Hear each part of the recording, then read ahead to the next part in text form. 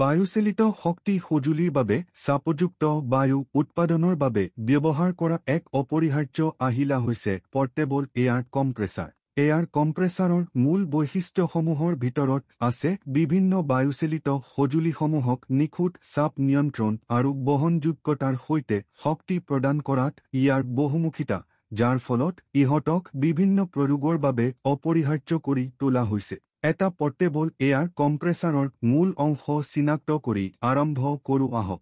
মটৰে কম্প্ৰেছাৰ পাম্পটো চলায়। ইয়াক বিভিন্ন প্ৰয়োগৰ বাবে সংকুচিত বায়ু উৎপন্ন কৰিবলৈ শক্তি প্ৰদান কৰে। কম্প্ৰেছাৰ পাম্পে বায়ু সংকোচন কৰি ষ্ট'ৰেজ টেংকলৈ প্ৰেৰণ কৰে।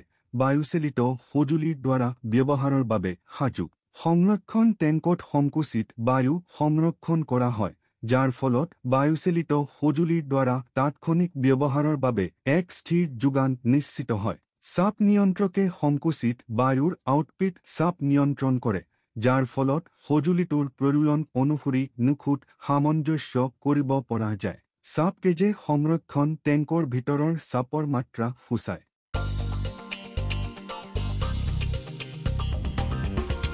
ব্যৱহাৰ কৰাৰ আগতে সদায় ছেফটি গ্লভছ, গগলছ, নাকৰ মাস্ক আৰু শ্ৰৱণ সুৰক্ষাৰ ব্যৱস্থা কৰিব লাগে।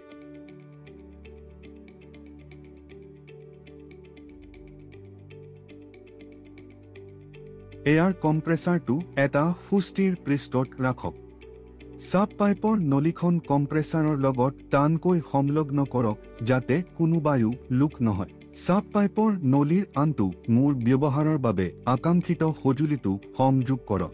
কম্প্ৰেছাৰটো এটা শক্তিৰ উৎসৰ সৈতে সংযোগ কৰক। কম্প্ৰেছাৰটো অন কৰি চাপ বৃদ্ধি কৰিবলৈ দিয়ক।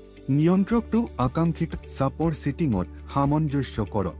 নবটো অন অৱস্থালৈ ঘূৰাই দিয়ক যাতে চাপযুক্ত বায়ু সঁজুলিটোলৈ যাব পাৰে। এবাৰ সঁজুলিৰ ব্যৱহাৰ সম্পূৰ্ণ হ'লে কম্প্ৰেছাৰটো বন্ধ কৰি সুৰক্ষিতভাৱে সংৰক্ষণ কৰক।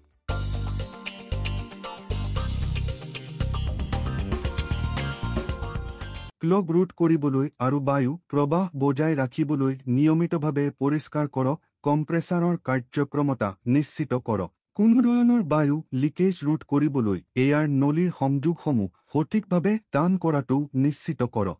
লিক ৰোধ কৰিবলৈ আৰু সামঞ্জস্যপূৰ্ণ চাপ নিশ্চিত কৰিবলৈ জীৰ্ণ বা ক্ষতিগ্ৰস্ত উপাদানসমূহ পৰীক্ষা কৰক আৰু সলনি কৰক।